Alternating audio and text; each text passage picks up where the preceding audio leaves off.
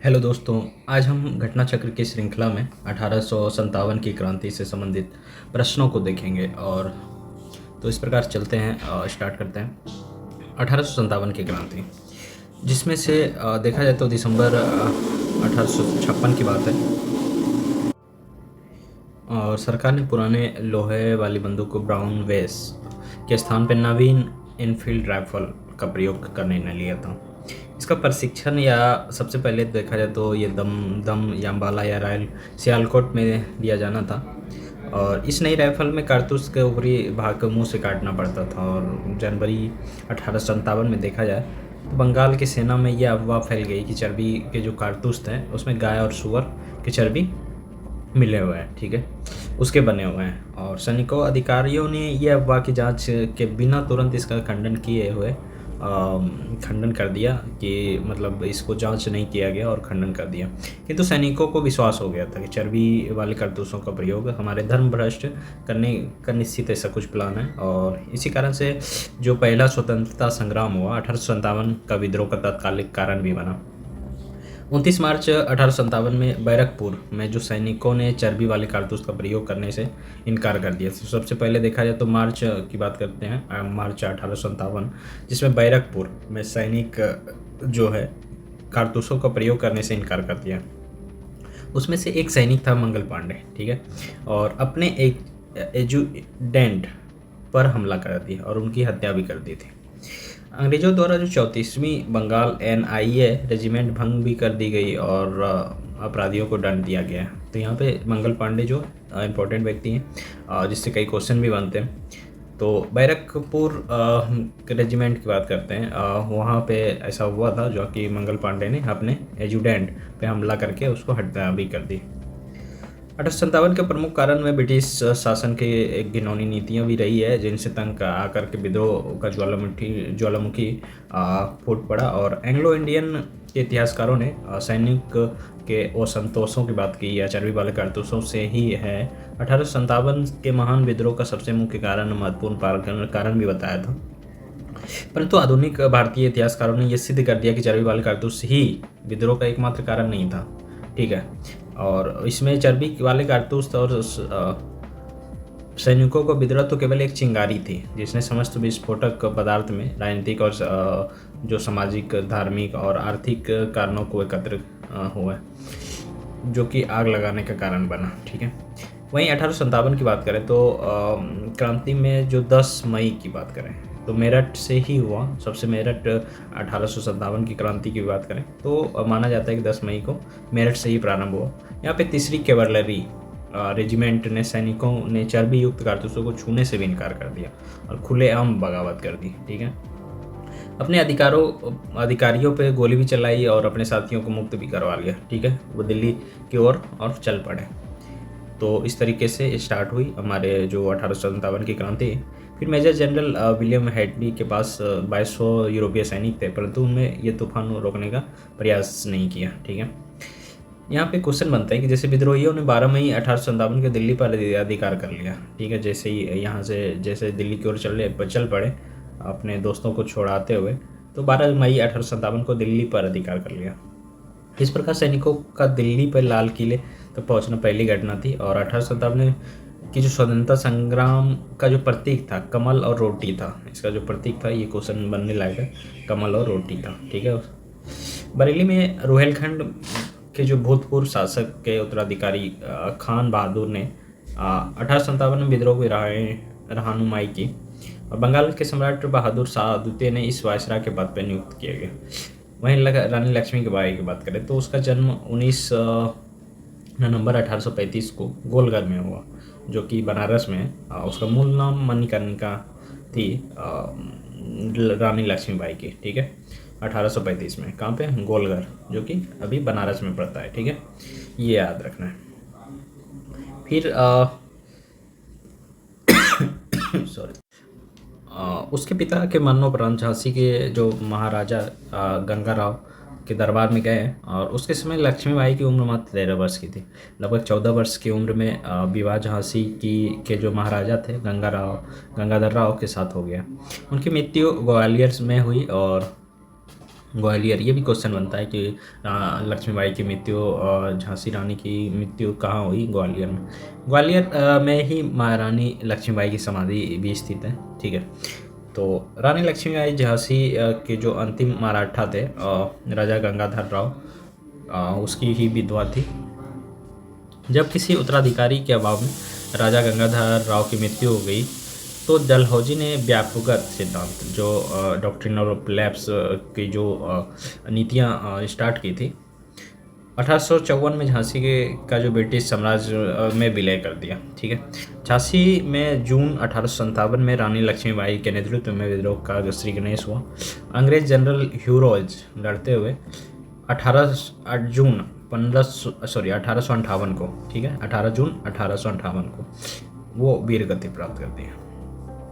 तो जब झांसी की रानी कब वीर गति प्राप्त की गई? 18 जून 1858 को। रानी लक्ष्मीबाई की जब मृत्यु हुई तो ह्यूरोज ने उन पे टिप्पणी की कि भारतीय विद्रोहियों में से ये सोई हुई औरत अकेली एक मर्द है। ठीक है, इन्होंने ऐसा कहा। वहीं लखनऊ के विद्रोह का जो प्रारंभ मई में हुआ था, 30 मई 1857 को हुआ, और विद्रोह का जो नेतृत्व था लखनऊ में, ठीक है, वो किसने किया था? बेगम हजरत महल। ठीक है, इसको भी ध्यान रखना है। लखनऊ के में जो विद्रोह का प्रारंभ जो कि जिसका नेतृत्व करता बेगम हजरत महल थे। ठीक है, उन्होंने अपने अल्पवयस्क बेटे विरजिस कादिर को नवाब घोषित कर दिया। ठीक है, विरजिस कादिर को प्रशासन का बागडोर अपने हाथ में ले ली।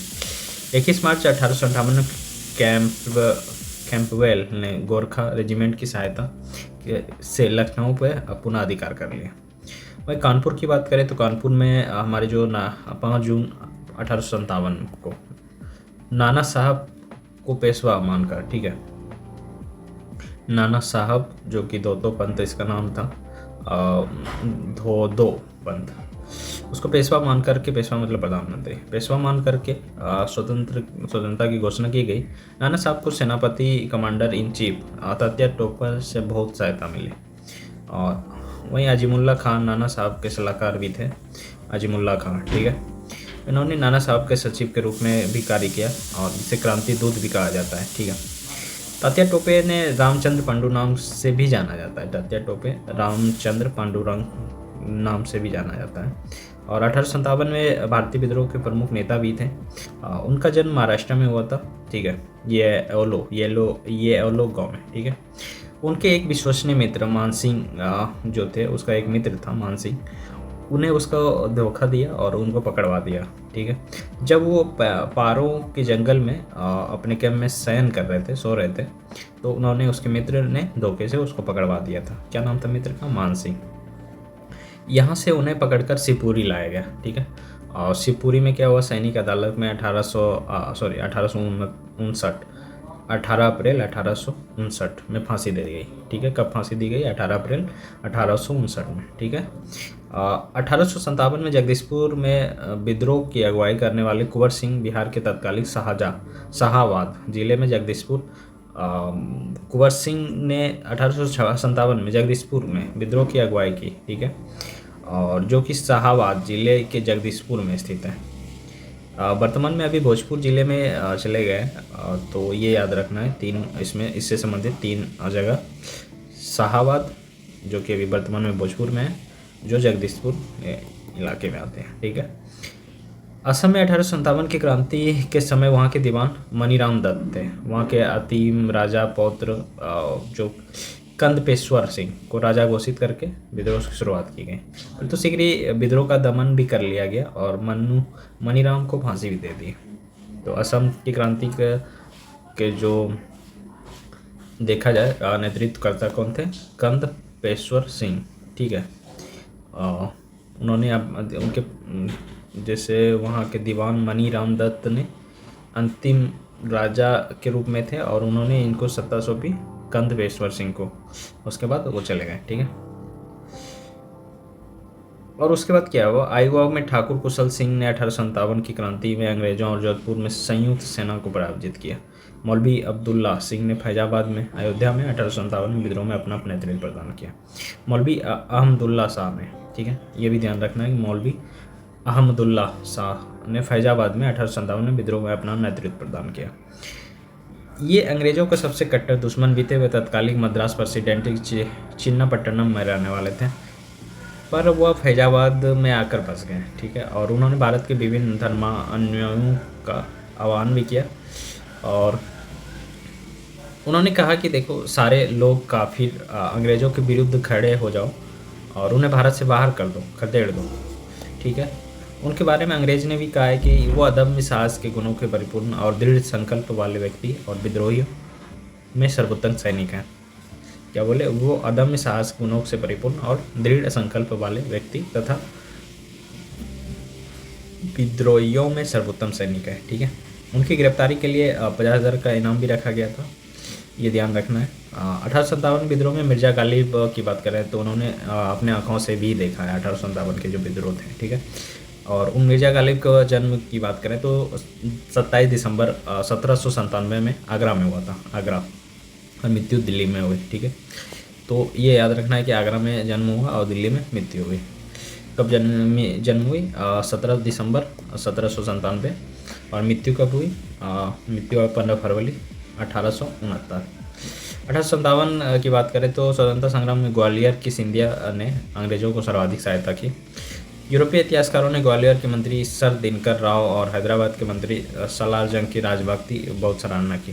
संकट के समय कैनिन ने कहा कि यदि सिंधिया भी विद्रोह में सम्मिलित हो जाए तो मुझे कल ही बिस्तर करना पड़ेगा। ऐसा उनके जो एक्चुअली यहाँ पे देखा जाए तो जैसे 1857 संघर्ष में ग्वालियर के सिंधिया ने अंग्रेज़ों की सहायता की थी, ये ध्यान रखना है। ग्वालियर की सिंधिया ने अंग्रेज़ों की सहायता की थी, इसीलिए कैनिन ने कहा था कि यदि सिंधिया के विद्रोह में सम्मिलित हो जाए, यदि विद्रोह करने लगे तो मुझे कल ही बिस्तर लेकर यहाँ से निकलना पड़ेगा, ठीक है।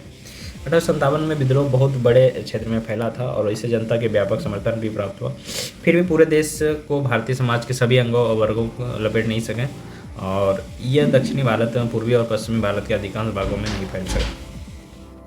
भाई ग्वालियर के सिंधिया की बात करें या इंदौर के होलकर, ठीक है, हैदराबाद के निजाम, जोधपुर के राजा, भोपाल के नवाब, पटियाला नवाजीद सिख शासक, पंजाब के दूसरे सिख सरदार, कश्मीर के महाराजा, दूसरे अनेक सरदारों को बड़े जमींदारों ने विद्रोह को कुचलने में अंग्रेजों की सक्रिय सहायता भी की, ठीक है।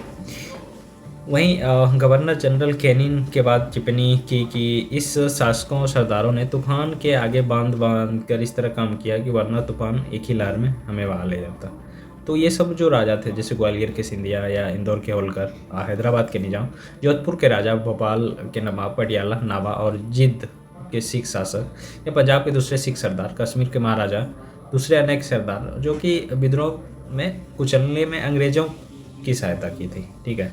ये सब ये अभी विद्रोह के समर्थक में नहीं था, विद्रोह को कुचलने में प्रयास किया था, जो कि अंग्रेज़ों के लिए सहयोग किया था। 1857 में विद्रोह के समय में भारत के गवर्नर जनरल लॉर्ड कैनिन थे। ये क्वेश्चन बनते हैं बहुत ही। 1857 के जो क्रांति के गवर्नर जनरल कौन थे? लॉर्ड कैनिन, ठीक है। विद्रोह के समय लॉर्ड कैनिन ने इलाहाबाद को आपातकालीन मुख्यालय भी बनाया था। और लॉर्ड कैनिन ने भारत में कंपनी द्वारा अंतिम गवर्नर जनरल और ब्रिटिश साम्राज्य के अधीन नियुक्त भारत का पहला वायसराय था, पहला वायसराय भी था और अंतिम गवर्नर जनरल भी था। ये याद रखना है, लॉर्ड कैनिन, ठीक है। न्यायिक सुधारों में देखा जाए तो कैनिन ने कई सुधार भी किए, जैसे इंडियन हाई कोर्ट एक्ट के द्वारा मुंबई की बात करें, बम्बई या कलकत्ता, मद्रास, ये तीनों जगह पे एक उच्च न्यायालय की स्थापना भी की थी, ठीक है। मुंबई, कलकत्ता और मद्रास में एक उच्च न्यायालय की स्थापना की। सामाजिक सुधारों के अंतर्गत देखा जाए तो हिंदू विधवा पुनर्विवाह अधिनियम भी लाया गया था, इसी के समय पारित भी हुआ। और 1857 के विद्रोह को भारत का प्रथम स्वतंत्रता संग्राम के नाम से, वही ब्रिटेन के जो इंडियन म्यूटनी के नाम से अभिहित या जाना जाता है। 1857 के जो विद्रोह के समय बैरकपुर में लेफ्टिनेंट जनरल सर ऑन बेनेट हेरसे कमांडिंग ऑफिसर थे। ये भी क्वेश्चन बनता है कि 1857 के जो विद्रोह के समय बैरकपुर जो थे, जहाँ से स्टार्ट हुई थी Mangal Pandey, lieutenant general sir John Bennet Hearsey Harris थे, ठीक है, कमांडिंग ऑफिसर थे। जिस समय भारत में 1857 की क्रांति हुई, विस्कॉन्ट पामस्टन ब्रिटेन के प्रधानमंत्री थे। इसका कार्यकाल 1855 से 58 ईस्वी तथा 1859-65 तक थी। 1857 के विद्रोह असफलता का मुख्य कारण किसी भी सामान्य योजना या केंद्रीय संगठन की कमी थी। विद्रोहियों के नेता में कई संगठन की भावना देखने के लिए नहीं आई। उनके पास किसी भी सुनियोजित कार्यक्रम का पूर्ण अभाव था। उनके अनुशासन की कमी थी। कभी कभी तो वो अनुशासन सेना के बजाय दंगाई भीड़ की तरह व्यवहार करते थे। और इस प्रकार देखें तो 14 सितंबर 1857 में अंग्रेजों द्वारा दिल्ली पर अधिकार करने का क्रम में ब्रिगेडियर जनरल जॉन नील्सन घायल भी हुआ और उनकी मृत्यु भी हुई। लखनऊ में वही बात करें तो विद्रोह के दौरान लखनऊ की बात करें तो रेजिडेंसी की रक्षा करते हुए हेनरी मॉन्टगोमरी लॉरेंस और major general Havelock, brigadier general Neill की भी मृत्यु हुई। कहाँ पे? लखनऊ में। कौन था? Sir Henry Montgomery Lawrence, major general Havelock, brigadier general Neill की मृत्यु हुई। Sir James Outram W Taylor ने 1857 के विद्रोह को हिंदू मुस्लिम षड्यंत्र भी बताया था, ठीक है। वहीं कई जैसे आउटस्ट्रम ने अपना विचार दिया कि मुस्लिम षड्यंत्र था जिसे हिंदू शिकायतों का लाभ उठाएं। वहीं जॉन लॉरेंस और सिले ने कहा कि सैनिक विद्रोह था। टी.आर. हेम्स के अनुसार यह बर्बरता और सभ्यता के बीच युद्ध था, ठीक है। हेम्स ने क्या कहा? बर्बरता और सभ्यता के बीच युद्ध था। बी.डी. सावरकर ने कहा कि भाई देखो, the Indian war of independence में अपनी पुस्तक एक लिखी जिसमें ये विद्रोह को सुनियोजित स्वतंत्रता संग्राम की संज्ञा दी कि ये सुनियोजित के रूप में थी और उन्होंने स्वतंत्रता की पहली लड़ाई भी कहा। 1857 के भारतीय स्वतंत्रता संग्राम सरकारी इतिहासकार सुरेंद्र नाथ सेन थे जिनमें पुस्तक 1857 प्रकाशित हुई। वहीं सर सैयद खां द्वारा लिखी गई जो पुस्तक थी असबाब ए बगावत ए हिंद, सर सैयद अहमद खां 1859 में प्रकाशित की। 1857 के जो विद्रोह के कारणों की चर्चा उसमें की गई थी। भारत सरकार के जो आर.सी. मजूमदार भारत सरकार में द्वारा उनको सौंपा गया था कि 1857 के एक इतिहास लिखने के लिए, ठीक है। परंतु सरकारी समिति में अनबन होने के कारण उन्होंने ये कार्य से इनकार कर दिया था। लेकिन अपनी पुस्तक में the mutiny and revolt of 1857 उन्होंने एक पुस्तक लिखी थी the mutiny and revolt of 1857 को स्वतंत्रता के रूप में 1957 में प्रकाशित की थी, ठीक है, स्वतंत्रता के रूप में, ठीक है। मजूमदार ने 1857 के जो विद्रोह थे तथाकथित प्रथम राष्ट्रीय स्वतंत्रता संग्राम, ना प्रथम, ना राष्ट्रीय, ना ही स्वतंत्रता संग्राम था। 1857 के विद्रोह का सबसे महत्वपूर्ण परिणाम देखा जाए तो महारानी विक्टोरिया की उद्घोषणा को भी माना जाता है। यह उद्घोषणा 1 नवंबर 1858 को इलाहाबाद में होते हुए दरबार लॉर्ड कैनिंग द्वारा उद्घोषित की गई थी। इलाहाबाद में एक दरबार में लॉर्ड कैनिंग ने उद्घोषित की गई थी। कब हुआ था? 1 नवंबर 1858।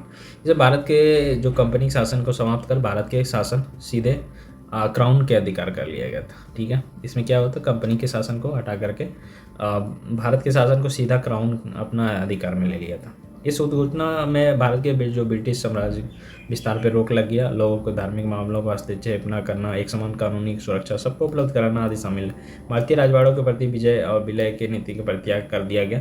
सरकार ने राजाओं को गोद लेने की अनुमति प्रदान की, तथापि अन्य आश्वासन ब्रिटिश शासकों द्वारा पूरा ही किया जा सके। 1857 में विद्रोह के दमन के पश्चात ब्रिटिश सरकार ने भारतीय फौज को नवगठन के लिए 1858 में मेजर जनरल जोनाथ पील उसके अध्यक्षता में एक रॉयल कमीशन का गठन किया था, ठीक है। रॉयल कमीशन जो कि पील आयोग के नाम से जाना जाता था, पील आयोग का गठन किया, जिसमें से सेना रेजिमेंट में जाति, समुदाय और धर्म के आधार पर विभाजित किया गया। वहीं यूरोपीय सैनिकों की संख्या 1857 में 45,000 थी और जो कि 65,000 कर दी गई थी। भारतीय सैनिकों की संख्या उस टाइम 2,38,000 थी, जो कि मात्र 1,40,000 कर दी गई। और बंगाल के यूरोपीय सैनिकों, बंगाल में जहाँ तक बात करें तो यूरोपीय सैनिकों को भारतीय सैनिकों 1:2 रखा गया, जबकि मद्रास और मुंबई में 1:3 रखा गया। 1857 के विद्रोह के बाद ब्रिटिश सरकार के सिपाहियों को चयन गोरखा, सिख और पंजाब के उत्तर प्रांत से किया गया। ठीक है, तो इस तरीके से हमने एक सारांश के रूप में देखा। अब इससे रिलेटेड क्वेश्चन को देखेंगे। तो हम स्टार्ट करते हैं कि अंग्रेजी शासन। पहला क्वेश्चन, अंग्रेजी भारतीय सेना में चर्बी वाले कारतूस चलाने वाली जो एनफील्ड राइफल कब शामिल की गई थी? तो जो इसको सबसे पहले आप 2 सेकंड सोचें कि हमारे जो अंग्रेजी शासक, अंग्रेजी भारतीय सेना में चर्बी वाले कारतूस को चलाने वाली एनफील्ड राइफल कब शामिल की गई? तो यहाँ पे क्वेश्चन है कि एनफील्ड राइफल कब शामिल की गई थी। तो इसमें सबसे पहले आपको बताया गया था कि दिसंबर 1856 की बात है यहाँ पे, जिसमें से एनफील्ड राइफल शामिल की गई थी। तो दिसंबर 1856 में सरकार पुराने जो लोहे वाली बंदूक थी ब्राउन बेस के स्थान पे नवीन एनफील्ड राइफल के प्रयोग का निर्णय लिया गया। इसका प्रशिक्षण दम, अम्बाला या सियालकोट में दिया जाना था। इसका नई राइफल कारतूस के ऊपरी भाग में मुंह से काटना पड़ता था। ठीक है, तो जिससे क्या हुआ कि जनवरी 1857 में बंगाल के सेना में यह अफवाह फैल गई चर्बी वाली कारतूसों में गाय और सुअर की चर्बी है, और सैनिकों अधिकारियों में इस अफवाह की जांच किए बिना तुरंत खंडन कर दिया किंतु सैनिकों को विश्वास हो गया कि चर्बी वाले कारतूसों को उसके धर्म भ्रष्ट करने के लिए एक निश्चित प्रयत्न ही है, और यही भारत का प्रथम स्वतंत्रता संग्राम 1857 विद्रोह का तत्कालीन कारण बना। तो यहाँ से यही समझ आया कि सबसे पहले एनफील्ड राइफल जो दिसंबर 1856 में किया गया था इंट्रोड्यूस, और जो कि बंदूक ब्राउन बेस के स्थान पे नवीन एनफील्ड राइफल लाया गया था, जिसमें से अम्बाला, दमदम, सियालकोट पे ये प्रयोग किया जाना था। तो इसी में ये अफवाह फैली कि इसमें जो राइफल में गाय और सुअर की चर्बी का प्रयोग किया गया है, और यहीं से 1857 का विद्रोह तत्कालीन कारण बना। भारत के प्रथम स्वतंत्रता संग्राम का मुख्य तत्कालीन कारण क्या था? तो स्वतंत्रता संग्राम का पहला जो तत्कालीन कारण था, आपको देखा जाए तो अंग्रेजों द्वारा धर्म में हस्तक्षेप का संदेह कि एनफील्ड राइफल जिसमें गाय और सुअर की जो चर्बी को लगाया गया था उसी से रिलेटेड अंग्रेजों का धर्म में हस्तक्षेप का संदेह। ठीक है, मंगल पांडे की घटना हुई थी, कहाँ हुई थी? तो मैंने बताया था बैरकपुर में हुई थी मंगल पांडे की घटना। वहीं हम बात करें तो 29 मार्च 1857 बैरकपुर में सैनिकों ने चर्बी वाले कारतूसों का प्रयोग करने से इनकार कर दिया, और एक सैनिक जो मंगल पांडे था उन्होंने हमला भी कर दिया और उनकी हत्या भी कर दी। सॉरी, मंगल पांडे कहाँ के बिल्लभ से जुड़े हैं? तो मंगल पांडे हमारे जो कहाँ के बिल्लभ से जुड़े थे? मेरठ के। तो ये याद रखना है, मेरठ के बिल्लभ से जुड़े थे मंगल पांडे। कहाँ के बिल्लभ से जुड़े थे? मेरठ। वही मंगल पांडे सिपाही था। तो सिपाही कौन सा? इन्फेंट्री का था। तो इसमें मंगल पांडे, इसमें गलत आंसर दिया है सारे। मंगल पांडे 34 बंगाल नेटिव इन्फेंट्री जो कि 6वीं कंपनी के एक सैनिक सिपाही थे। मंगल 34 बंगाल के नेटिव इन्फेंट्री से संबंधित है 34। ठीक है, तो ये यूपीपीसीएस में क्वेश्चन पूछे गए हैं। वहीं 1857 के विद्रोह के दौरान बहादुर शाह ने किसे साहब ए आलम बहादुर का खिताब दिया? 1857 के विद्रोह के दौरान बहादुर शाह ने किसे साहब ए आलम बहादुर का खिताब दिया? तो इसको बख्त खां को दिया गया था। ठीक है, कि बहादुर शाह ने किसने दिया था? बहादुर शाह ने किसको दिया था? बख्त खां को। कौन सा किताब दिया था? साहब ए आलम बहादुर। ठीक है, किसको? बख्त खां को। 1857 में के दौरान बहादुर शाह ने बख्त खां को साहब ए आलम बहादुर का खिताब दिया था, और बख्त खां ने एक पख्तून था। ईस्ट इंडिया कंपनी वो सूबेदार के पद पर भी था, और वहीं कंपनी की ओर से उन्हें प्रथम अंग्रेज अफगान युद्ध में भाग लिया भी था। तो बहादुर शाह ने अपने बड़े पुत्र मिर्जा मुगल और मिर्जा जहीरुद्दीन को मुख्य सेनापति घोषित किया, किंतु विद्रोह में वास्तविक नेतृत्व बख्त खान ने ही पास किया था, तो बख्त खान को दिया था। 1857 की क्रांति का मुख्य कारण क्या था? तो मुख्य कारण जो था ब्रिटिश की नीति को माना जाता है, ब्रिटिश साम्राज्य की नीति। ठीक है। फिर देखें तो 1857 के मुख्य कारण ब्रिटिश के घिनौनी नीतियाँ थी, जिसे तंग आकर विद्रोह ज्वालामुखी फूट पड़ा। 1857 में तो 1857 में लंदन के जो प्रकाशित होने वाले समाचार पत्र टाइम्स के संवाददाता कौन थे? उन्होंने लिखा था कि उत्तरी भारत में गोरे आदमी की गाड़ी को कोई भी मित्रतापूर्ण दृष्टि से नहीं था। एक प्रकाशन था जो कि टाइम्स के संवाददाता का नाम पूछा गया है, जिसमें से कहा गया कि उन्होंने लिखा था कि उत्तरी भारत में गोरे आदमी की गाड़ी को कोई भी मित्रतापूर्ण दृष्टि से नहीं था 1857 में। और ये लंदन के प्रकाशित होने वाला समाचार पत्र था। तो इसका आंसर था WH रसेल। ठीक है। 1857 में लंदन में प्रकाशित टाइम्स समाचार पत्र में WH रसेल ने लिखा था कि उत्तर भारत में गोरे आदमी की गाड़ी को कोई भी मित्रतापूर्ण दृष्टि से नहीं देखता था। 1857 की क्रांति सर्वप्रथम कहाँ से प्रारंभ हुई? तो सबसे पहले 1857 के जो क्रांति हुआ था वो मेरठ से स्टार्ट हुआ था, और 10 मई की बात है 1857 में मेरठ से ही हुआ। और यहीं की तीसरी कैवलरी रेजिमेंट ने चर्बी युक्त कारतूसों को छूने से इनकार कर दिया और खुलेआम बगावत भी कर दी थी।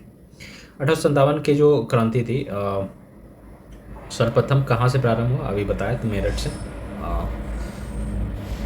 वही हम बात करें 1857 के जो क्रांति से संबंधित पहली घटना तो आपको पता ही है कि सैनिकों को दिल्ली के लाल किले पर पहुंचना, कि जब अपने दोस्तों से सैनिकों को छुड़ा करके सैनिकों के लाल किला तक पहुंचना। ठीक है, दिल्ली से लाल किला। तो ये इसको पहली घटना माना जाता है। वहीं बात करें तो 11 मई 1857 में दिल्ली में मेरठ से आए सिपाही, जो भी मेरठ से आए थे, अपने मुग़ल सम्राट बहादुर शाह द्वितीय से यह अपील भी की कि सम्राट की इन सिपाहियों का नेतृत्व करे, और इन प्रकार सैनिकों को दिल्ली के लाल किला पर पहुंचना पहली घटना थी। कानपुर के जो नाना साहब थे उन्होंने 5 जून 1857 में विद्रोह किया। वहीं हजरत माल की बात करें तो 30 मई 1857 में उन्होंने लखनऊ से अवध के विद्रोह का नेतृत्व की।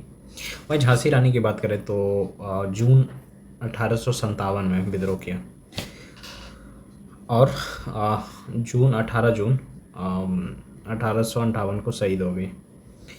वहीं अगला क्वेश्चन देखें तो निम्न में से कौन सा ईस्ट इंडिया कंपनी के सिपाहियों को विद्रोही बनाने का कारण नहीं है?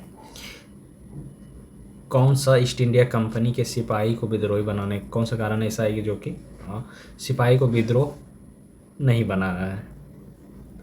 तो ईसाई धर्म को फैलाने के लिए कंपनी के अधिकारियों का प्रयास, ये विषय ये तो कारण बन रहा है। जहाज़ों को यात्रा करने के लिए सिपाहियों का आदेश, ये भी है बन रहा है। भत्ते को रोकथाम, ये भी बन रहा है। अधिकारियों की अक्षमता, ये कारण नहीं बन रहा है। ठीक है, तो अधिकारियों की अक्षमता।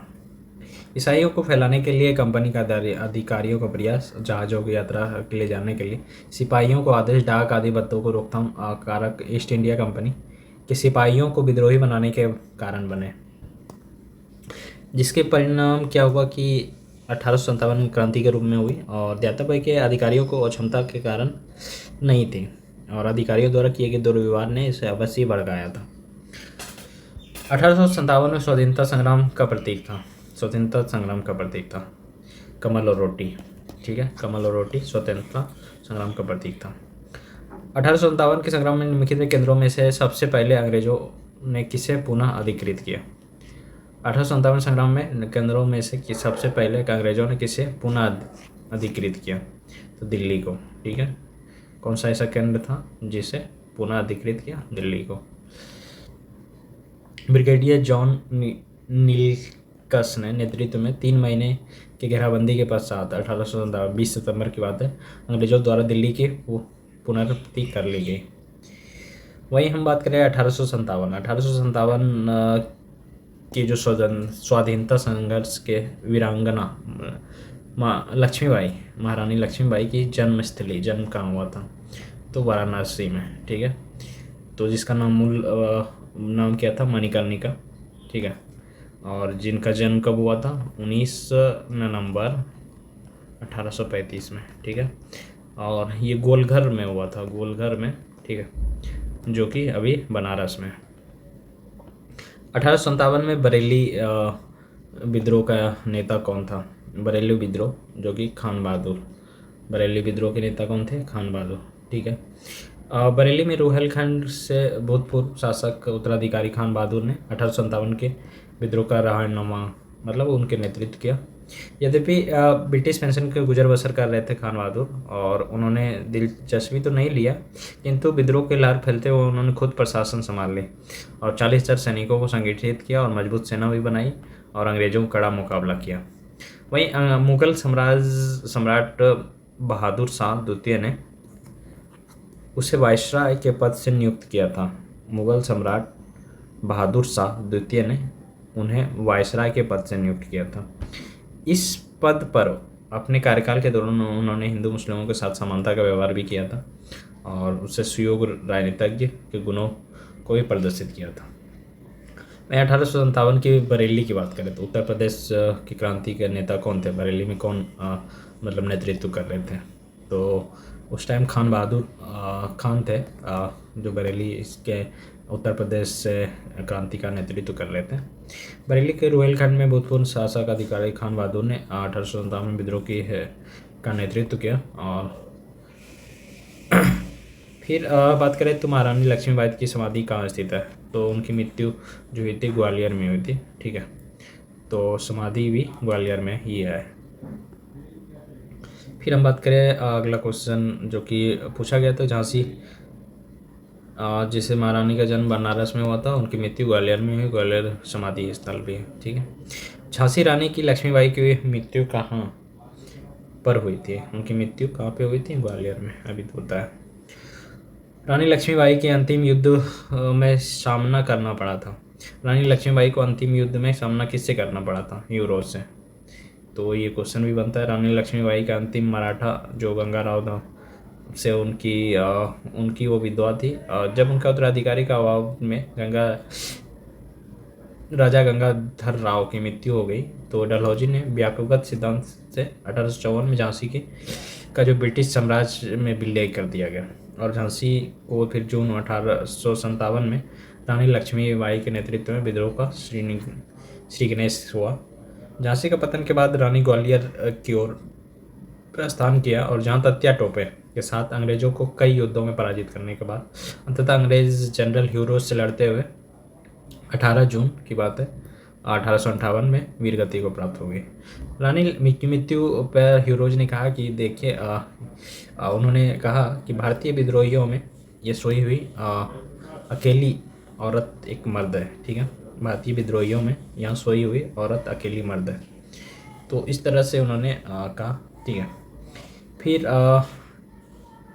अगला क्वेश्चन है 1857 में विद्रोह लखनऊ में किसके नेतृत्व में आगे बढ़ा, तो ये क्वेश्चन था 1857 में विद्रोह जो है लखनऊ में किसके नेतृत्व में बढ़ा, तो बेगम ऑफ अवध, ठीक है, अवध के बेगम जो कि हजरत माल थे, बेगम ऑफ अवध जिसे बेगम हजरत माल के नाम से भी जाना जाता है।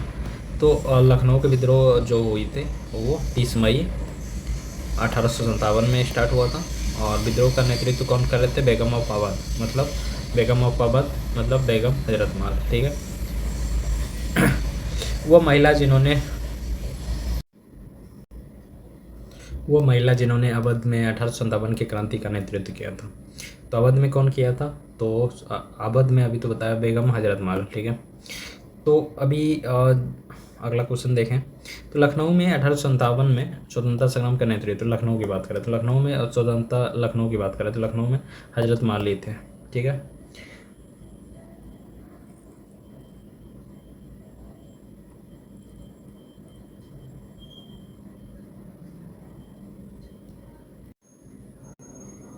तो लखनऊ में 1857 में स्वतंत्रता संग्राम का नेतृत्व किसने किया था, हजरत माल, ठीक है। एक्चुअली हजरत माल जो है ना वो अवध के जो नवाब थे, ठीक है, अवध के नवाब उनकी पत्नी थी। अवध के नवाब कौन थे, वाजिद अली, ठीक है, उनकी पत्नी थी। तो अवध में भी उन्होंने अपना नेतृत्व किया था और लखनऊ में भी, ठीक है, हजरतमाल। निम्न में से कौन इलाहाबाद में 1857 संग्राम के नेता थे? इलाहाबाद की बात है तो इलाहाबाद में हमारे मौलवी लियाकत अली थे। इलाहाबाद में 1857 में संग्राम में विद्रोहियों को कमान मौलवी लियाकत अली ने संभाली थी और यहाँ के विद्रोह को ब्रिगेडियर जनरल नील ने समाप्त किया था। जनरल नील थे जो जिन्होंने समाप्त किया था। 1857 के संघर्ष में भाग लेने वाले सिपाहियों की सर्वाधिक संख्या थी, वो भी अवध से, ठीक है। 1857 में भाग लेने वाले सिपाहियों में सर्वाधिक संख्या कहाँ से थी? अवध से। वास्तव में उस समय जो अवध शायद ही कोई ऐसा परिवार रहा होगा जिससे कोई सदस्य ना हो, केवल अवध से ही 75,000 सैनिक थे, ठीक है। तो ये ध्यान रखना है कि अवध से सबसे ज़्यादा सैनिक थे। नाना साहब का कमांडर ऑन चीफ कौन था? तो तात्या टोपे था, ठीक है। कमांडर ऑफ चीफ नाना साहब के तात्या टोपे था। 5 जून की बात है 1857, नाना साहब को पेशवा मानकर स्वतंत्रता की घोषणा कर दी गई और नाना साहब के जो सेनापति commander in chief Tatya Tope से बहुत सहायता मिली। अजमुल्ला खां सलाहकार थे। अजमुल्ला खां किसके सलाहकार थे? तो नाना साहब के। अजमुल्ला खां इनके सलाहकार थे? नाना साहब के, ठीक है। फिर हम बात करते हैं अगला क्वेश्चन है 1857 के विद्रोह में देखा जाए किसे उसके मित्र ने धोखा दिया और जिसे अंग्रेज़ों द्वारा बंदी बनाकर मार दिया गया? तो ऐसा कौन था? तात्या टोपे, जिन्होंने जो मित्र थे मनीराम, उनके मित्र थे, उनके मित्र का नाम था मान सिंह, ठीक है। तो देखें तो तात्या टोपे थे जिसका नाम रामचंद्र पांडुराम थे। शुरू रामचंद्र पांडुराम के नाम से भी जाना जाता था। तात्या टोपे रामचंद्र पांडु नाम से भी जाना जाता था। 1857 में भारतीय विद्रोह के प्रमुख नेता भी थे। उसका जन्म महाराष्ट्र में हुआ था, येवला में, ठीक है। येवला गांव का नाम है। और उनके पिता जो थे पांडुराम राव टोपे के साथ बिठूर आ गए थे, जहाँ वो पेशवा के दत्तक पुत्र नाना दहदो पंत, जिसे नाना साहब के नाम से भी जाना जाता था, और महाराजा माधव सिंह के मित्र बन गए थे। वहीं 1851 में डलहौजी ने नाना साहब को उनके पिता पेंशन से वंचित कर दिया और उधर तात्या टोपे पहले से ही ब्रिटिशों को शत्रु मान चुके थे। दोनों मिलकर कानपुर के ईस्ट इंडिया कंपनी की सैन्य टुकड़ियों को पराजित कर नाना साहब को आधिपत्य स्थापित किया। तात्या स्वयं सेना कमांडर इन चीफ बन गए, ठीक है। नाना साहब को अलग होने के बाद तात्या टोपा अपना मुख्यालय कालपी ले गए, ठीक है, और रानी लक्ष्मी के साथ हाथ मिलाया। तो यहाँ पे रानी कालपी ले गए, वहाँ पे रानी लक्ष्मीबाई के साथ मिलके उन्होंने फिर बुंदेलखंड में विद्रोह किया। जनरल ह्यूरोज ने ग्वालियर के उस ऐतिहासिक युद्ध में उन्हें हराया। ह्यूरोज ने उन्हें ग्वालियर के युद्ध में हराया, जहाँ पे रानी लक्ष्मीबाई की वीरगति भी प्राप्त हुई। ग्वालियर खो देने के पश्चात तात्या टोपे ने सागर और मर्यादा क्षेत्र के खानदेश और राजस्थान के क्षेत्र में सफलतापूर्वक गोरिल्ला युद्ध का संचालन किया। 1 वर्ष तक अंग्रेज सेनाएं उन्हें पकड़ने में नाकाम रही। अंततः एक विश्वसनीय जो मित्र था मान सिंह, उन्होंने धोखा देकर के उससे पकड़वा दिया। जब वे पारो के जंगल में अपना कैंप का शयन कर रहे थे तो उस समय उन्हें पकड़वा करके वो शिवपुरी लाया गया और उन्हें फांसी की सज़ा दे दी गई। तो 18 अप्रैल 1859 की बात है। उसके मित्र किसने पकड़वाया था? मान सिंह ने, ठीक है। अगला क्वेश्चन देखें तो 1857 के जो निम्नलिखित क्रांतिकारियों में से किसका वास्तविक नाम रामचंद्र पांडुरंग था? तो तात्या टोपे। किसका नाम था? तात्या टोपे। इसका वास्तविक नाम रामचंद्र पांडुरंग था। वही कुंवर सिंह 1857 के विद्रोह के एक प्रमुख नायक थे। कुंवर सिंह वो निम्नलिखित में किससे संबंधित थे? बिहार से। कुंवर सिंह किससे संबंधित थे? बिहार से, ठीक है। 1857 जगदीशपुर के विद्रोह की अगुवाई उन्होंने किया था कुंवर सिंह ने, और जो कि अभी तत्कालिक शाहाबाद जिले जो कि जगदीशपुर में भोजपुर जिले में स्थित है। प्रकृति उन्होंने अदम्य साहस, वीरता और सेना नायक के आदर्श गुणों में मंडित है। इसी कारण से उनके रूप विद्रोह के दौरान बिहार के सिंह भी उसको कहा जाता है, बिहार के सिंह, ठीक है, जिन्होंने शाहाबाद, आरा में अंग्रेज़ों की सत्ता तख्ता पलट कर दिया, अपनी सरकार स्थापित की और कानपुर पे संयुक्त आक्रमण करके नाना साहब की मदद हेतु कल्पी की ओर बढ़ा। और वह विद्रोह के मसाल को रोहतास की बात करें, रोहतास, मिर्ज़ापुर, रीवा, बांदा, लखनऊ तक उन्होंने जाके अपना विद्रोह किया। रोहतास, मिर्ज़ापुर, रीवा, बांदा और लखनऊ, जहाँ तक उनका अत्यंत सम्मानपूर्ण स्वागत भी किया गया और अंतिम सफलता के रूप में उन्होंने गृहनगर जगदीशपुर के निकट अंग्रेजों को बुरी तरह पराजित भी किया। इसी युद्ध के दौरान, ठीक है, कुंवर सिंह बुरी तरह से घायल भी हो गए थे और 26 अप्रैल की बात करें 1858 में उनकी मृत्यु हो गई। उनकी मृत्यु के बाद उनके भाई अमर सिंह ने दिसंबर 1858 में अंग्रेजों के विरुद्ध 1858 तक अंग्रेजों के विरुद्ध संघर्ष जारी रखा। इस तरीके से अगला क्वेश्चन देखें तो ईस्वी 1857 में विद्रोह के एक नेता कुंवर सिंह किस स्थान से संबंधित है? तो वो जगदीशपुर के स्थान से संबंधित है। ठीक है, अगला देखें तो कुंवर सिंह अंग्रेजों के खिलाफ 1857 विद्रोह में किस जगह शामिल हुए थे? तो किस जगह शामिल हुए थे? आरा में।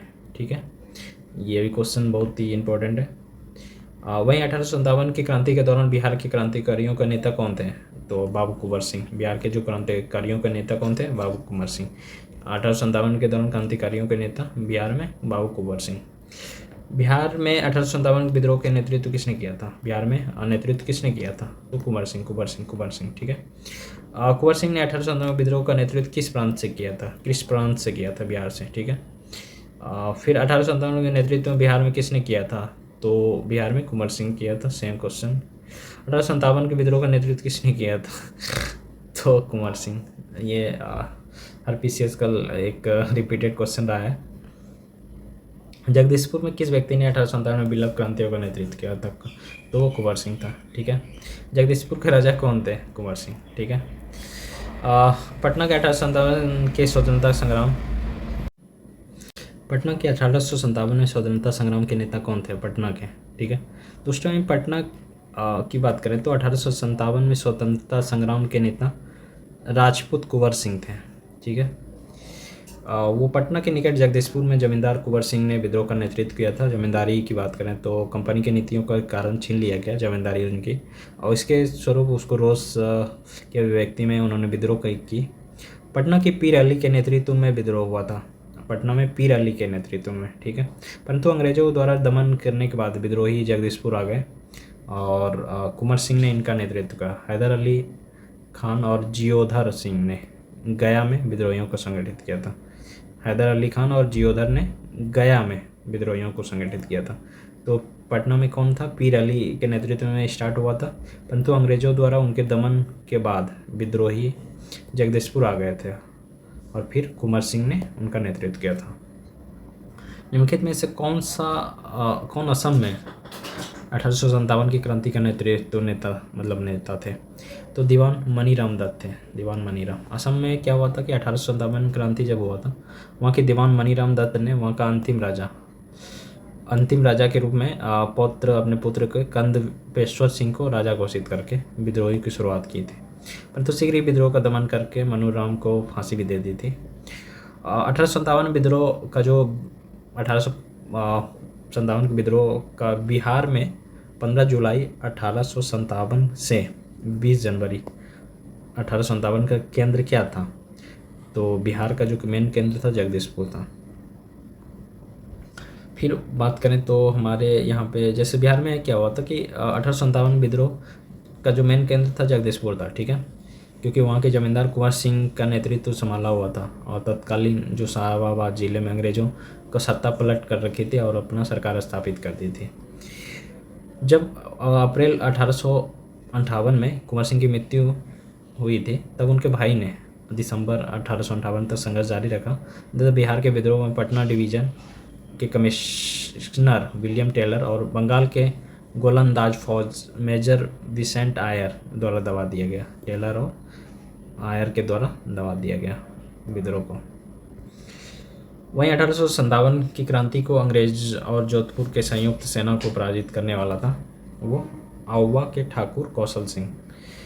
1857 क्रांति में अंग्रेज और जोधपुर के संयुक्त सेना को पराजित करने वाला आउवा के ठाकुर कौशल सिंह। निम्नलिखित में से कौन सा स्थल राजस्थान में 1857 की क्रांति नहीं था? नहीं पूछ रहा है, इसमें मतलब 3 सही है, 1 गलत है। तो देखा जाए तो जयपुर नहीं था, ठीक है। बाकी अजमेर था, नीमच था, आवा था। राजस्थान में जयपुर नहीं था, बाकी अजमेर, नीमच, आवा था। निम्नलिखित में से किसने 1857 के अंग्रेज़ों को संघर्ष किया? तो सआदत खान थे, जिन्होंने अंग्रेज़ों से संघर्ष किया था। वहीं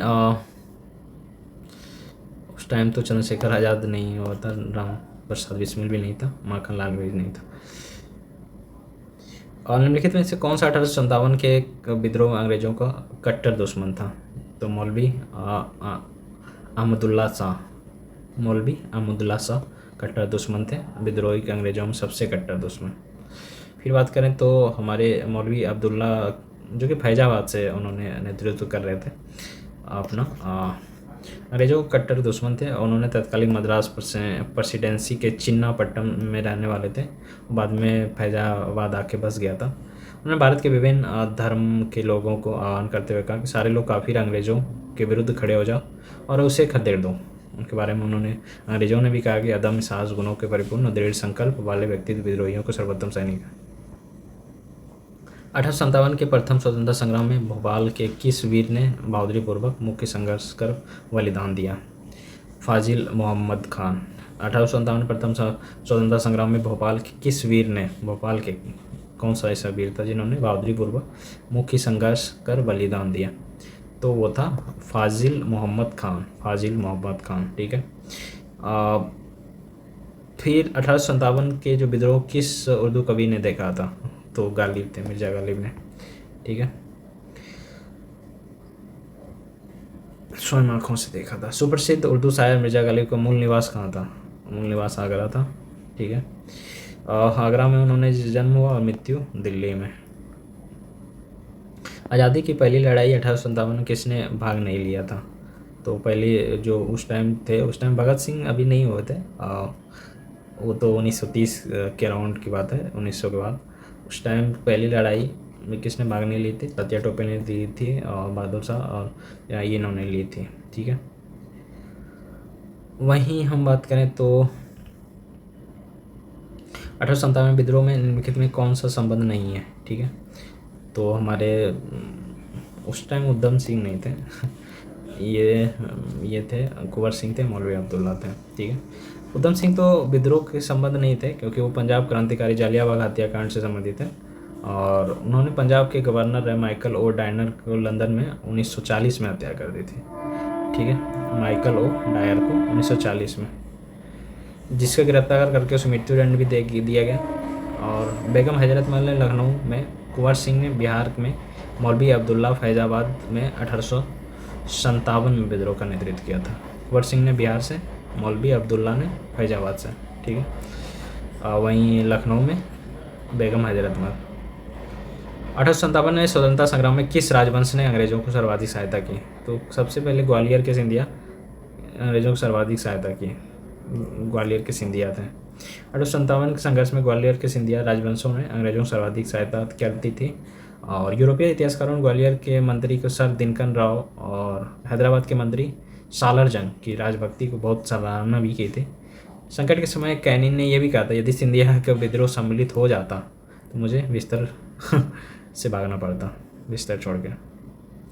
भारत के शिक्षित मध्य वर्ग ने क्या हुआ था? भारत में शिक्षित मध्य वर्ग ने 1857 विद्रोह में तथस्टा बनाए हुए थे। 1857 शिक्षित वर्ग को कोई रुचि नहीं लिया, ठीक है, जो कि इस महासागर में असफलता का मुख्य कारण भी बना। और विद्रोहियों को जिस प्रकार अंधविश्वासों का उपयोग करते थे, विद्रोही जिस प्रकार अंधविश्वासों का उपयोग करते थे, प्रगतिशील या सामाजिक उपायों का विरोध करते थे, उससे शिक्षित वर्ग उनके विदक कर दूर हो गए।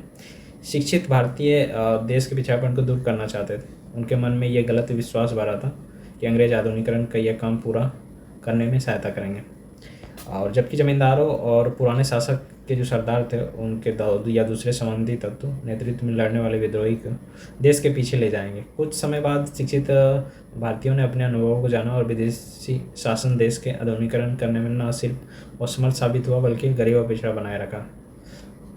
बाद में क्या हुआ कि उन्होंने फिर सपोर्ट किया। निम्नलिखित में किसने 1815 विद्रोह में भाग नहीं लिया? तो कौन भाग नहीं लिया था? सावरकर ने भाग नहीं लिया, ठीक है, और दूसरा था जमींदारों ने भी भाग नहीं। तो ये दो थे जिन्होंने भाग नहीं लिया। विद्रोह में बहुत बड़े पैमाने पे फैला, लेकिन जनता का व्यापक समर्थन भी प्राप्त हुआ। फिर भी पूरे देश को या भारतीय समाज को सभी अंगों वर्गों को लपेट नहीं पाया था, ठीक है। दक्षिण और पूर्वी पश्चिम में अधिकांश भागों में नहीं फैल सका था। तो वहीं पे देखें तो भारतीय राजवाड़ों में अधिकांश शासक बड़े जमींदार पक्के स्वार्थी थे। अंग्रेजों को सत्ता से भयभीत थे, वे विद्रोह में शामिल नहीं हुए। ग्वालियर के सिंधिया की बात करें, इंदौर के होलकर, हैदराबाद के निजाम, जोधपुर के राजा, भोपाल के नवाब, पटियाला नवाजिद सिख जो शासक थे, पंजाब के दूसरे सिख सरदार भी नहीं शामिल हुए थे, कश्मीर के महाराजा भी, ठीक है, वो अंग्रेज़ों की सहायता कर रहे थे। वहीं उच्च और मध्य वर्ग के अधिकांश लोग विद्रोहियों को आलोचक थे। विद्रोह शामिल अवध के बहुत से तालुकदार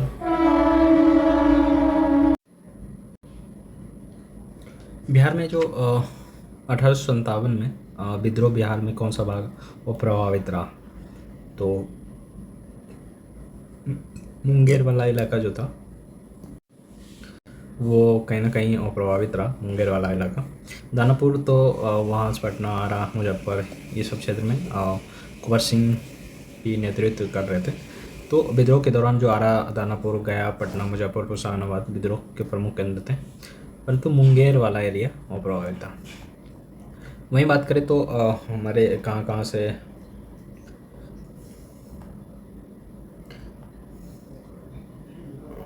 इसमें सुमेलित करने के लिए गया, जैसे वक्त खां। तो वक्त खां जो थे, जैसे हमारे वक्त खां कहाँ से थे? नाना सावर तो चलिए कानपुर से थे, कानपुर से थे, ठीक है। कुंवर सिंह हमारे आरा से थे, ठीक है। बाकी मौलवी अब्दुल्ला की बात करें तो एक मिनट, मौलवी अब्दुल्ला, सॉरी, वक्त खां हमारे दिल्ली से थे, ठीक है। वहीं कुंवर सिंह आरा के थे, आरा से नेतृत्व कर रहे थे। नाना साहब हमारे कानपुर से नेतृत्व कर रहे थे। वही मौलवी अब्दुल्ला अवध से, ठीक है। तो इससे सी नंबर सही है, सी सी सी ए का 4, ठीक है। इस तरीके से था।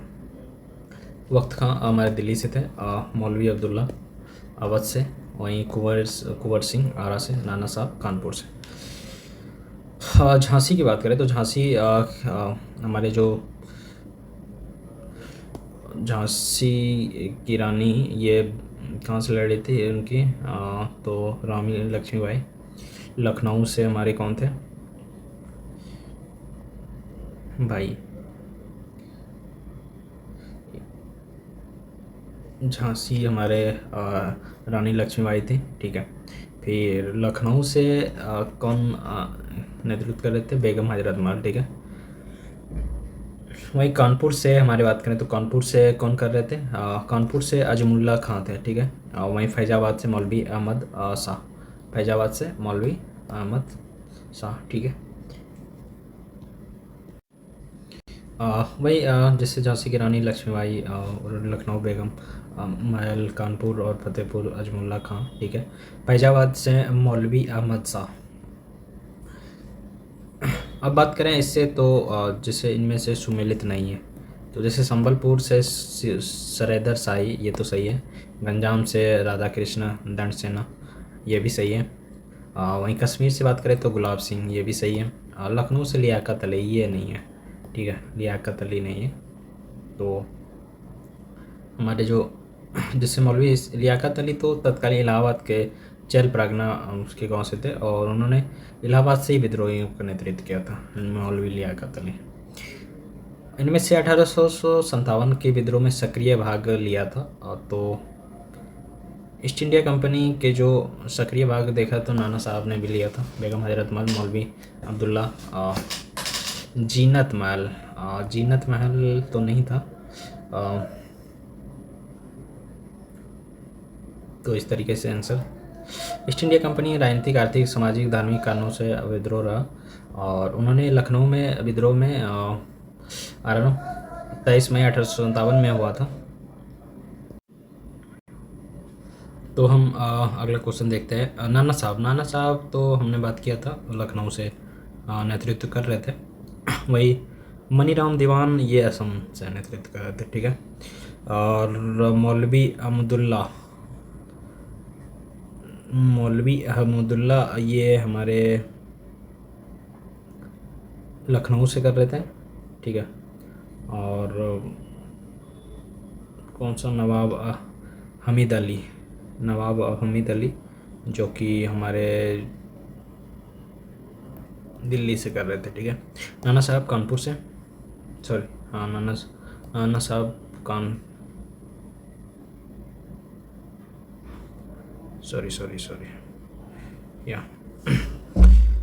नाना साहब कानपुर से कर रहे थे, ठीक है। बाय मिस्टेक थोड़ी गड़बड़ लग रही है, स्क्रीन प्रॉब्लम हो रही है। अच्छा, ठीक है। नाना साहब हमारे जो कानपुर के थे, ठीक है, वहाँ से नेतृत्व कर रहे थे। मनीराम असम से, ठीक है। मौलवी अहमदुल्ला लखनऊ से थे और वही नवाब अली खान दिल्ली से, ठीक है। तो उनको देखना है। नाना साहब कानपुर से कर रहे थे नेतृत्व, अली खान दिल्ली से, मोहम्मद अली उद्दुल्ला लखनऊ से, मनीराम असम से, ठीक है। हाँ, मौलवी अहमदुल्ला शाह ने बेगम हजरत महल में का सहयोग प्रदान किया था, ठीक है, ये ध्यान रखना है। वहीं जो निम्नलिखित में से कौन सा एक विद्रोह आरंभ सुमेलित नहीं है, तो बी झांसी की रानी 11 मई 1857। लखनऊ से विद्रोह 30 मई 4 जून 1857 को हुआ था। झांसी जून 1857, मेरठ 10 मई 1857, बैरकपुर 29 मई 1857। इस प्रकार से 1857 में प्रारंभिक 4 जून इस तरीके से हुआ था, ठीक है। फिर हम इस पे नहीं देखेंगे। अगला क्वेश्चन देखते हैं। 1857 के विद्रोह के समय भारत के गवर्नर जनरल कौन थे, तो सी लॉर्ड कैनिंग उस टाइम के भारत के गवर्नर जनरल थे। 1857 के भारत के गवर्नर जनरल लॉर्ड कैनिंग थे। कंपनी द्वारा नियुक्त अंतिम गवर्नर जनरल था और आदिन पहला भारतीय वायसराय था। 1857 के जो विद्रोह के समय भारत के गवर्नर जनरल कौन थे, तो लॉर्ड कैनिंग थे, ठीक है। ओके,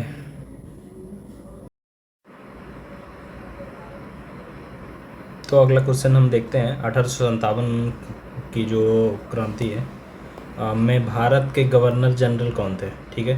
तो भारत के गवर्नर जनरल की बात करें तो उस टाइम कैनिंग था, जैसे कि पहले क्वेश्चन में भी ये रिपीट हुआ। 65 में भी यही क्वेश्चन पूछा था, जैसे उत्तराखंड में, कि 1857 विद्रोह के समय भारत के गवर्नर कौन था, तो लॉर्ड कैनिंग, ठीक है। फिर अगला क्वेश्चन देखते हैं। तो सिपाही विद्रोह के समय भारत के गवर्नर जनरल कौन था, तो सिपाही विद्रोह जब हुआ था उस टाइम भारत के गवर्नर जनरल कौन था, तो ये भी लॉर्ड कैनिंग था। सिपाही विद्रोह के समय भारत के गवर्नर जनरल कौन था, लॉर्ड कैनिंग, ठीक है।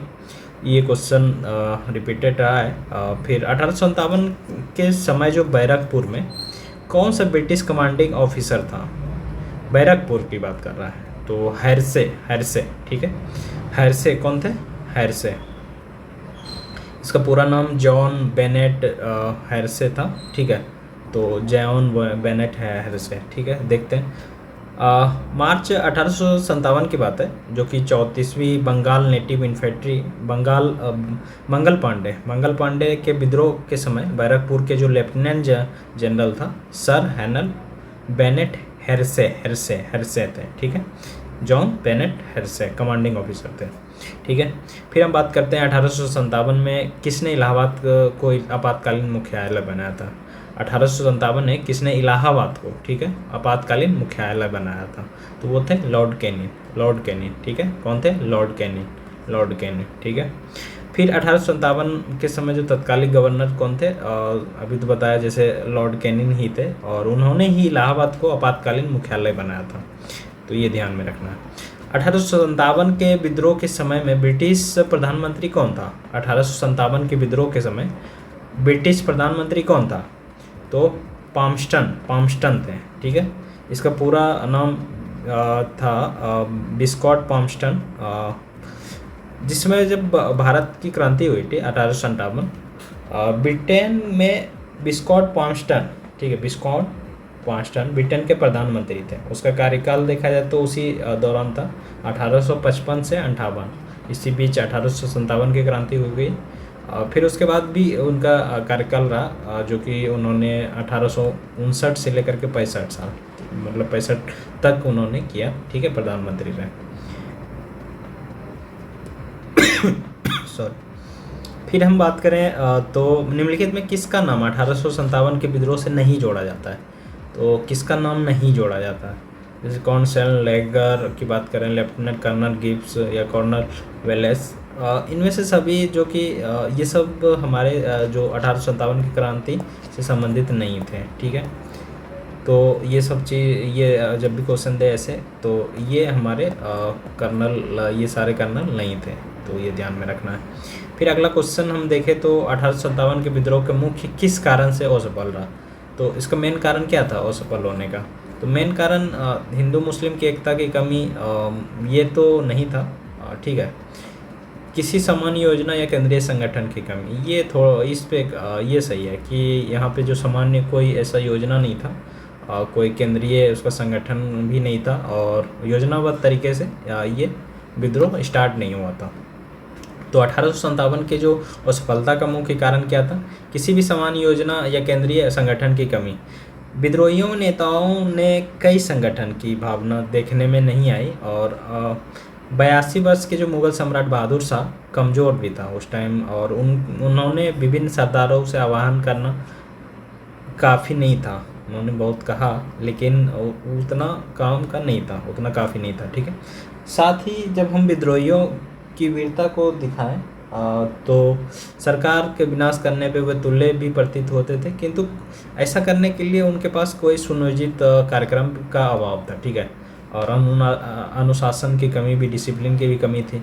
कभी कभी तो अनुशासित सेना के बजाय दंगाई भीड़ की तरह व्यवहार करते थे, ठीक है। तो ये सब चीज़ें कई कारण रहे हैं, ठीक है। तो इस तरीके से असफलता के कारण रहे हैं। फिर 1857 के प्रथम स्वतंत्रता संग्राम असफल हुआ, क्योंकि ये भी क्वेश्चन देके पूछा है। तो इसमें भी क्या था कि सिपाहियों को उद्देश्य की एकता की कमी, ये भी सही है। प्राय भारतीय राजाओं ने ब्रिटिश सरकार की साथ दिया, ये भी सही है। कहीं ना कहीं कई ऐसे राजा थे जिन्होंने राजाओं ने ब्रिटिश सरकार का साथ दिया, ठीक है।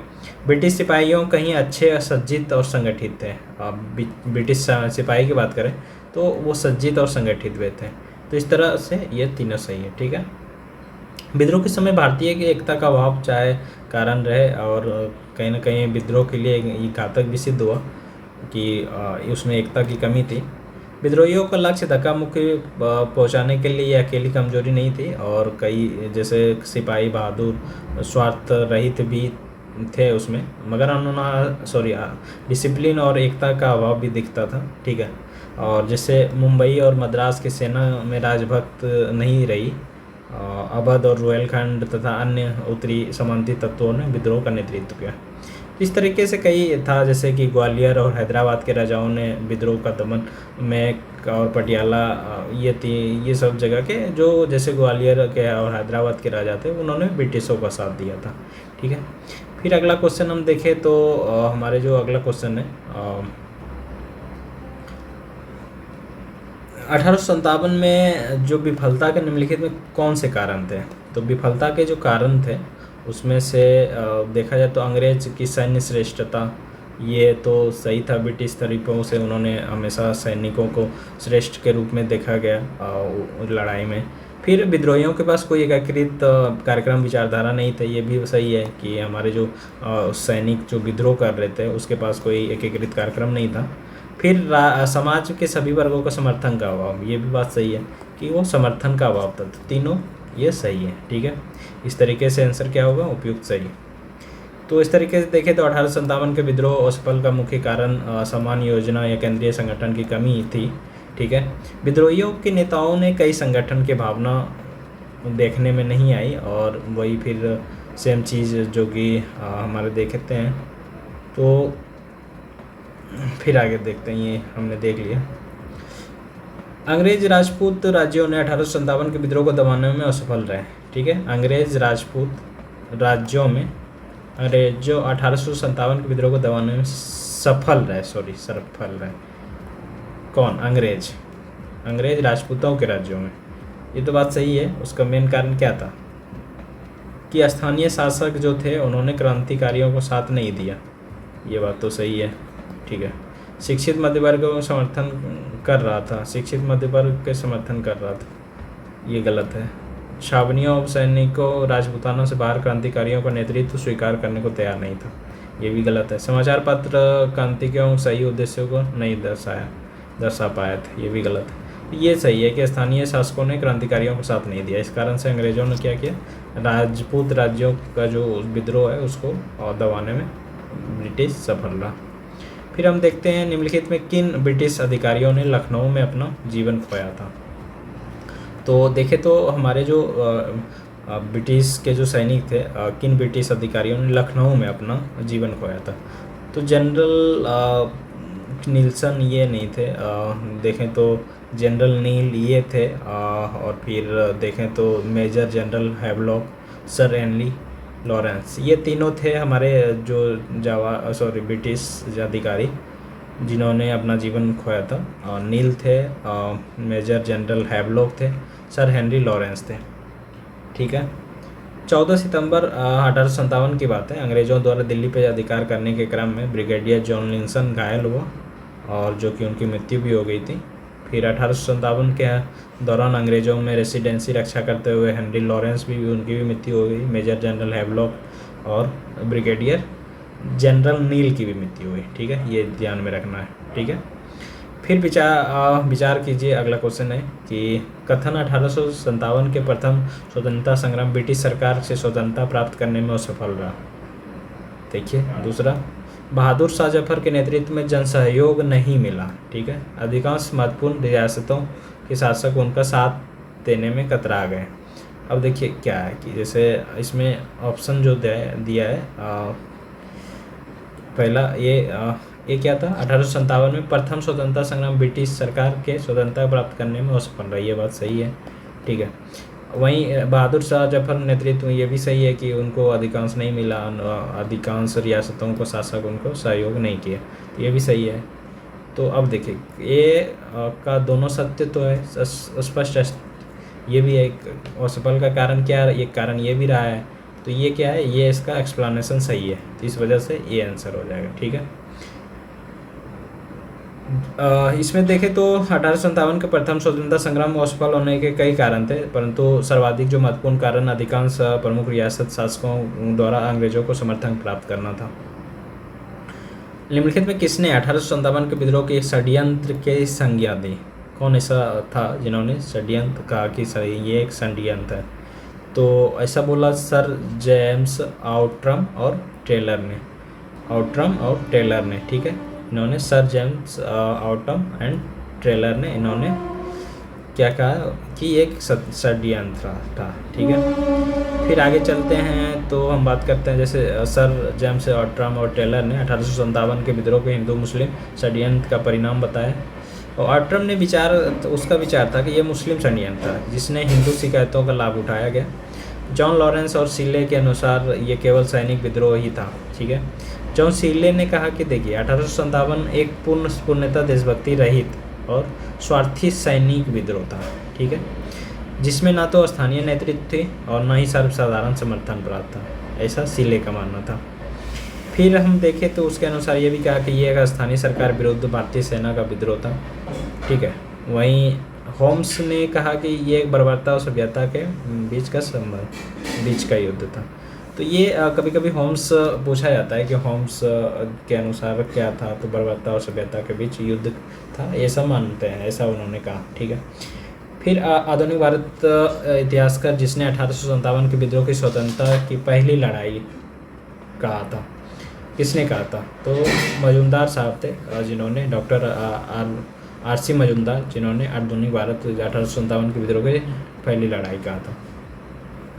वहीं बी.डी. सावरकर की जो अपनी एक पुस्तक थी the Indian war of independence 1857, जो 1857 के विद्रोह को सुनिश्चित स्वतंत्रता संग्राम की संज्ञा दी। उन्होंने स्वतंत्रता की पहली लड़ाई का बी.डी. सावरकर, ठीक है, उन्होंने अपनी एक पुस्तक लिखी थी, सॉरी यहाँ मजुमदार नहीं थे, सॉरी गलती हो गई, बी.डी. सावरकर थे।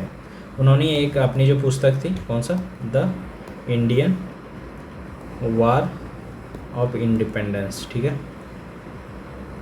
जो कि 1857 के विद्रोह के बारे में बताया गया था, ठीक है, उसमें उन्होंने उसको सुनियोजित स्वतंत्रता संग्राम की संज्ञा भी दी थी। और उन्होंने ये भी कहा था कि ये स्वतंत्रता का पहला लड़ाई ये था। कौन, बी.डी. सावरकर। 1857 के संग्राम का प्रथम स्वतंत्रता संग्राम किसने कहा था, बी.डी. सावरकर, अभी जस्ट बताया। 1857 के विद्रोह के किसके द्वारा प्रथम भारतीय स्वतंत्रता संग्राम के रूप में वर्णित किया गया, ये भी वही क्वेश्चन है, बी.डी. सावरकर, ठीक है। फिर हम बात करें भारतीय स्वाधीनता आंदोलन की सरकारी इतिहासकार था, कौन था भाई, भारतीय स्वाधीनता आंदोलन के जो सरकारी इतिहासकार थे एस.एन. थे, एस.एन., ठीक है। 1857 के जो भारतीय स्वाधीनता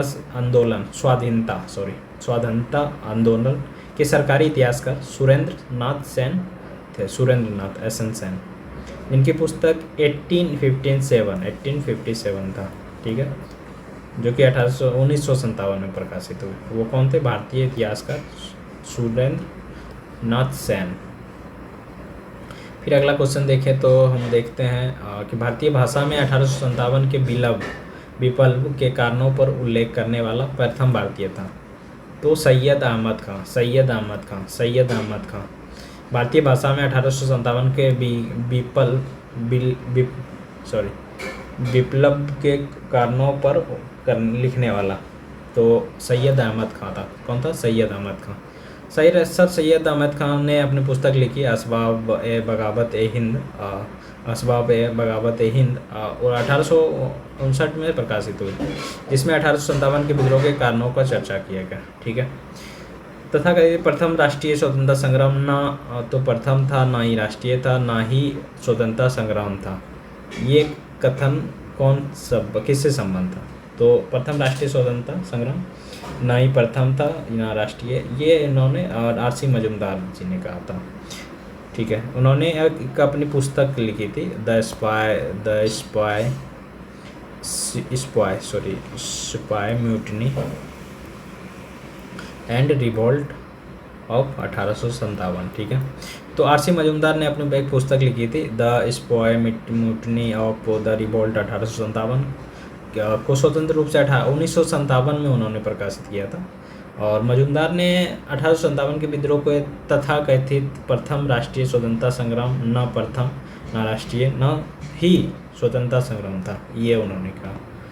किसने कहा था, इस निर्णय को इनकार करना कठिन है कि तथा कथित जो 1857 प्रथम राष्ट्रीय स्वतंत्रता संग्राम न तो प्रथम न तो राष्ट्रीय न ही स्वतंत्रता संग्राम था, ये मजुमदार, आर.सी. मजुमदार ने कहा था, ठीक है। किस भारतीय प्रख्यात इतिहासकार ने 1857 की क्रांति को क्रांति नहीं कहा, तो अभी तो बताया, आर.सी. मजुमदार ने कहा था ऐसा। फिर आपका जैसे 1857 आर.सी. मजुमदार ने क्रांति को क्रांति नहीं माना था, 1857 के क्रांति को, और उन्होंने एक पुस्तक लिखी थी, the spy mutiny and the revolt of 1857, उसी में ऐसा कहा। फिर आगे देखते हैं तो इस तथ्य को मानने वाले इतिहासकार 19वीं शताब्दी की बात कर रहा है, तो आर.सी. मजुमदार, डॉक्टर ये और डॉक्टर एस.एन. सेन भी थे। Doctor RC. मजुमदार और डॉक्टर एस.एन. सेन जैसे इतिहासकार 19वीं शताब्दी के मध्य में भारतीय राष्ट्रवाद को भ्रूण अवस्था में मानते थे, ऐसा इसका मानना था कि उन्होंने अभी मतलब एक वो मुख्य रूप से नहीं आया था, इस वजह से। अब देखिए इसमें जैसे ये क्वेश्चन है कि हमारे जो 1857 के जो क्रांति के बारे में कौन सी एक अवधारणा सही है, यहाँ सही पूछा है।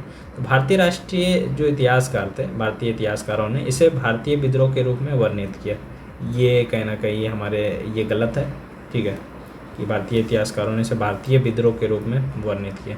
ब्रिटिश इतिहासकारों ने इसे स्वाधीनता संग्राम कहा, ऐसा भी कुछ देखने को नहीं मिला है। इसने भारत ईस्ट इंडिया कंपनी की शासन प्रणाली को मृतप्राय बना दिया।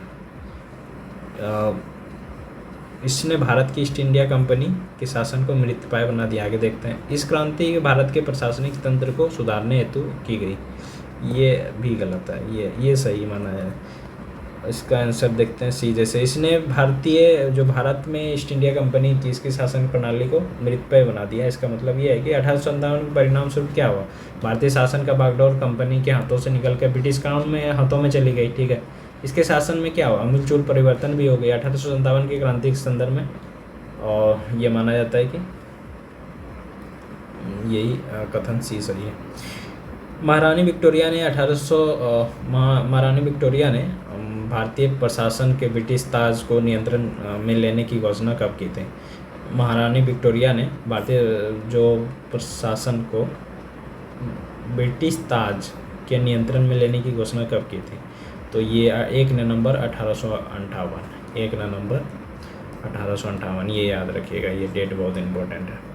1857 के क्रांति के दमन के पश्चात 1 नवंबर 1858 में महारानी विक्टोरिया ने भारतीय प्रशासन को ब्रिटिश ताज के नियंत्रण से लेने की घोषणा की थी।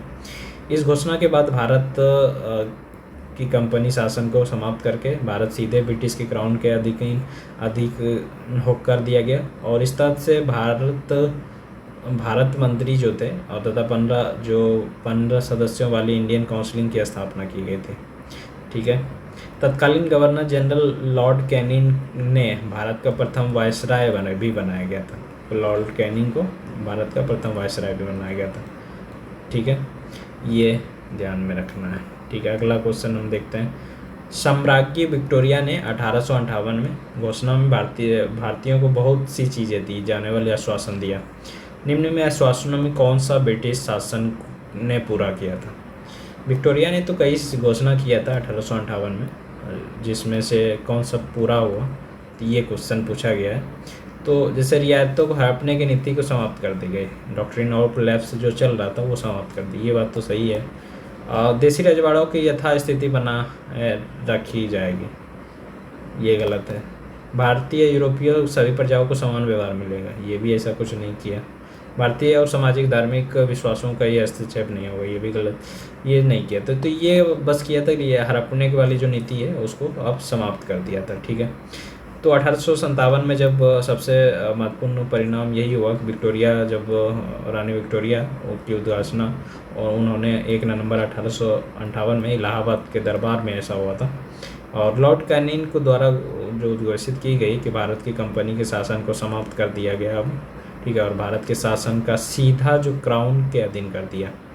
इस उद्घोषणा में भारत के ब्रिटिश साम्राज्य का विस्तार पर रोक लग गया और लोगों को धार्मिक मामलों को हस्तक्षेप न करना, एक समान कानूनी सुरक्षा और सबको उपलब्ध कराने में शामिल था। लेकिन भारतीय राजवाड़ों के प्रति विजय और विलय के नीति के प्रत्याग कर दिया गया और भारत के राजाओं को गोद लेने की अनुमति प्रदान की तथा अन्य आश्वासन ब्रिटिश शासन में पूरे नहीं किए। ठीक है, तो इस तरीके से चीज़ें चली। अब जैसे महारानी विक्टोरिया की बात करें तो उसने विक्टोरिया उद्घोषणा 1859 उद्देश्य क्या था? तो सबसे पहले तो जैसे देखें तो भारतीय राज्यों को ब्रिटिश साम्राज्यों में मिलाने के किसी भी विचार पर परित्याग करना, ये उनका जो था भारतीय राज्यों को ब्रिटिश राज्यों में मिलाने की किसी भी विचार पर परित्याग करना, ये उसका उद्देश्य, ये तो सही था। भारतीय प्रशासन में ब्रिटिश क्राउन के अंतर्गत रखना, ये नहीं, वो डायरेक्ट अपने अंतर्गत ले लिया। ठीक है, तो भारत की ईस्ट इंडिया कंपनी के व्यापार का नियमन करना, ये भी नहीं, गलत है। तो भारत प्रशासन को ब्रिटिश क्राउन के अंतर्गत रखना, ये भी सही है भाई। तो ये दोनों सही है, 1-2। ठीक है, या इसमें क्वेश्चन पूछा गया था 2014 में। ब्रिटिश सरकार 1858 में एक अधिनियम लागू किया गया जिसे भारतीय प्रशासन सुधार संबंधी अधिनियम कहते हैं। इस अधिनियम के द्वारा भारत ने ईस्ट इंडिया कंपनी के शासन को अंत कर दिया गया और ब्रिटिश शासन ने भारतीय प्रदेशों को सीधा अपने हाथों में लिया। इस अधिनियम के तहत 1858 में ब्रिटिश विक्टोरिया ने एक घोषणा की जिसमें से यह उद्घोषित किया गया कि वह भारत के शासन ब्रिटिश शासन के द्वारा उसे सेक्रेटरी ऑफ स्टेट चलाया जाएगा और गवर्नर जनरल का वायसराय की भी पदवी दी कि भाई देखो उस समय जो कौन था, महारानी विक्टोरिया की घोषणा की, और उन्होंने भारत के शासन के द्वारा उनकी सेक्रेटरी ऑफ स्टेट द्वारा चला जाएगा, ठीक है। और गवर्नर जनरल वायसराय की पदवी भी दी लॉर्ड कैनिंग को। फिर हम देखते हैं जिसका अर्थ ये हुआ कि राजा का प्रतिनिधि था, और भारत में ब्रिटिश सत्ता सुदृढ़ रूप से स्थापित कर दी गई। और राजा विक्टोरिया द्वारा जो घोषणा द्वारा देशी राज्यों को यह आश्वासन दिया गया कि उसका अस्तित्व बना रहेगा, और भारतीय राज्यों को ब्रिटिश राज्यों में मिलाने किसी भी विचार पर प्रत्याग करने की घोषणा की गई कि अब डायरेक्ट नहीं, डॉक्ट्रिन और प्लेयर्स ख़त्म हो जाएगा। और इस प्रकार से इस तरीके से चीज़ें रही। निम्नलिखित में कौन सा आयोग 1857 के विद्रोह को दमन के लिए भारतीय फौज व नव संगठन से संबंधित है? तो पील आयोग, ठीक है। निम्नलिखित में कौन सा आयोग 1857 के विद्रोह के दमन के बाद भारतीय फौज के नव संगठन से संबंधित है? तो पील आयोग, ठीक है। 1857 के विद्रोह के दमन के बाद ब्रिटिश सरकार ने भारतीय फौज के नव संगठन के लिए जुलाई 1858 में मेजर जनरल जीनानाथ पील की अध्यक्षता में एक रॉयल कमीशन का गठन किया, और जिसके द्वारा सेना के रेजिमेंटों को जाति, समुदाय और धर्म के आधार पर विभाजित किया गया। यूरोपीय सैनिकों की संख्या जो 1857 से जो कि 45,000 थी, वो 65,000 कर दी। और क्या हुआ कि जैसे भारतीय सैनिक की संख्या करीब 2,38,000 कर दी। ये अनुपात जैसे यूरोपीय और जो भारतीय सैनिक था वो एक अनुपात 2 रखा गया। कहाँ पे? बंगाल में। वहीं मद्रास में 1:3 रखा गया। ये कुछ चेंजेस किया गया, ठीक है। और पील आयोग था, ये याद रखना है। तो फिर आगे चलते हैं। 1857 में सिपाहियों ने इन प्रांतों का चयन किया। 1857 के बाद ब्रिटिश सरकार ने सिपाहियों का इन प्रांतों का चयन किया। किन में? जैसे उत्तर प्रदेश, बिहार के ब्राह्मण, गलत। पूर्वी और बंगाली उड़ीसा, ये गलत। गोरखा, सिख और पंजाबी उत्तर प्रदेश, ये सही है।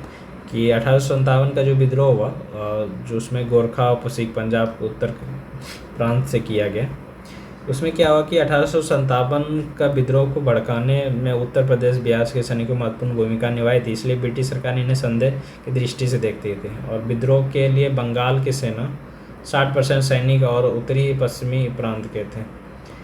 विद्रोह के लिए भारतीय सेना का उत्तरदायित्व था कि वो 1 नवंबर 1858 में जो महारानी विक्टोरिया के घोषणा पत्र के अंतर्गत सेना का पुनर्गठन किया गया, जो विभाजन और प्रलोभन नीति पर आधारित है। फिर हम बात करते हैं। तो इस तरीके से हमने पूरा कंप्लीट किया 1857 की क्रांति। आगे हम वीडियो में अगला टॉपिक कंप्लीट करेंगे। Thank you.